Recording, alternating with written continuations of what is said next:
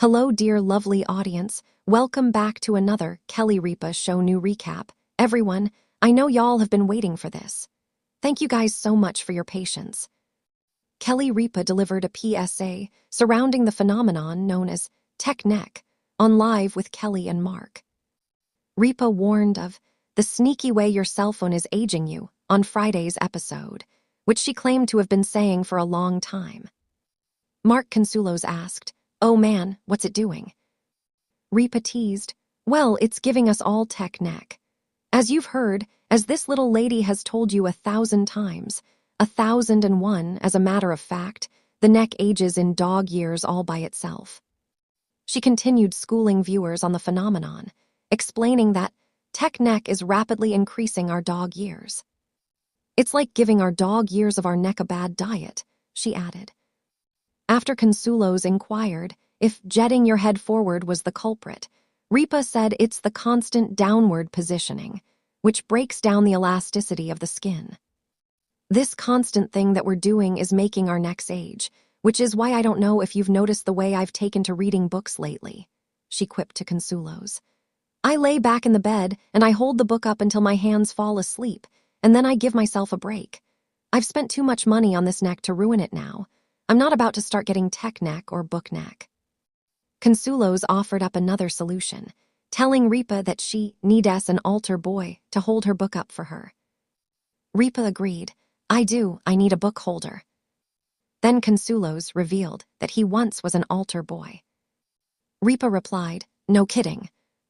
Kelly Ripa swept onto the Live with Kelly and Mark, set with the sort of confident sparkle that meant one thing: she had a story to tell. The studio lights glowed against her perfectly smooth neckline, which, as she was about to explain to millions of viewers, did not come easily, cheaply, or without strategy. The morning's episode had hardly begun when she dropped into her seat, dramatically arching her back like a ballet dancer preparing for a solo. "Good morning," she announced, giving an exaggerated stretch. "I'm only sitting up today because apparently it's required by television law. Otherwise, I'd be fully reclined, horizontal, because I absolutely refuse to get tech neck." Mark Consulos, sipping his coffee and already smirking, leaned over. "You have been talking about this since 6 a.m., he whispered loudly for the viewers' benefit. "Please tell America what you did."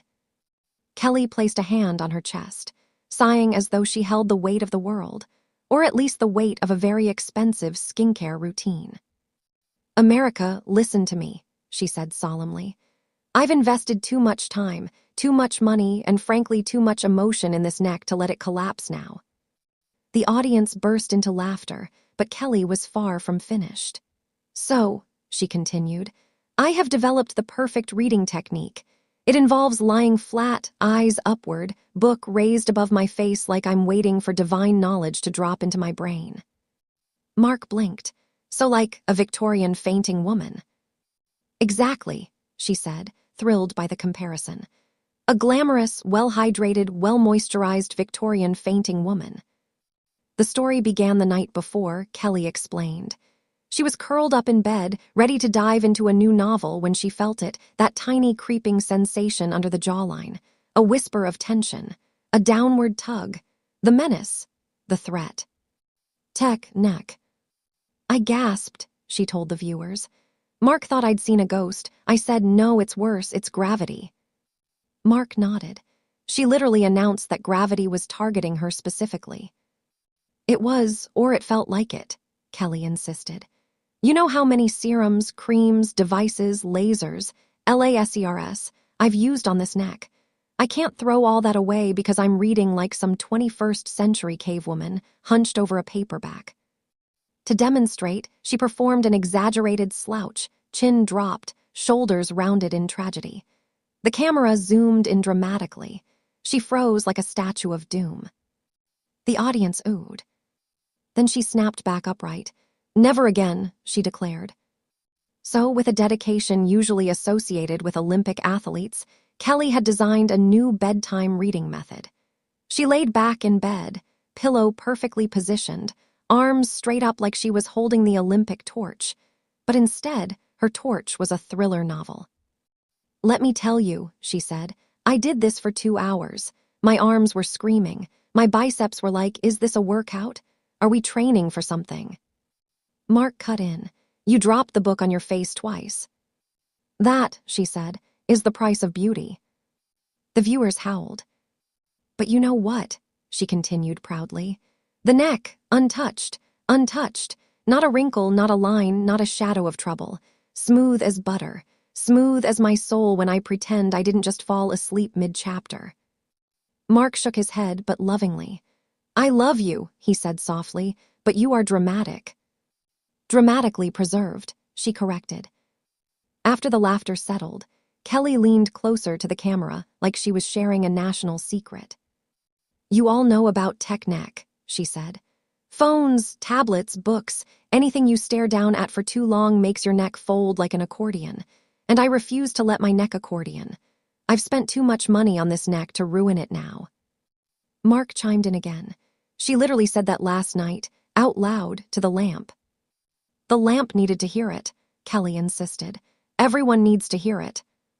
At this point, producers flashed a graphic on screen. Kelly's anti-tech neck technique. With a cartoon of Kelly lying flat with a book hovering above her face. The audience laughed again. Kelly clasped her hands together. Look, I know it sounds silly, she said. But in a world full of stress, chaos, deadlines, my neck is something I can control. And if I must look like a fallen Greek statue reading a mystery novel to achieve that, then so be it. She wasn't the only one concerned, she pointed out. The crew had already chimed in that morning.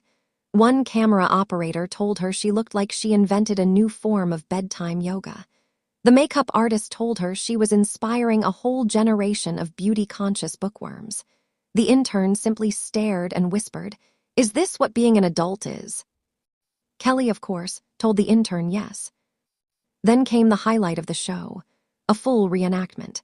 With Mark assisting, they set up a glamorous fake bed on the set, pillows fluffed, blankets arranged, and a carefully staged reading lamp.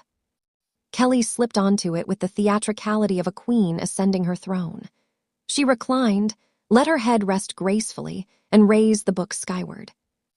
This, she announced, voice echoing through the studio, is how you protect the neck. Mark crossed his arms. She looks like she's summoning literature from another dimension. Kelly ignored him and held the pose. It's about form, stability, commitment, and you absolutely must not drop the book unless you enjoy nose pain.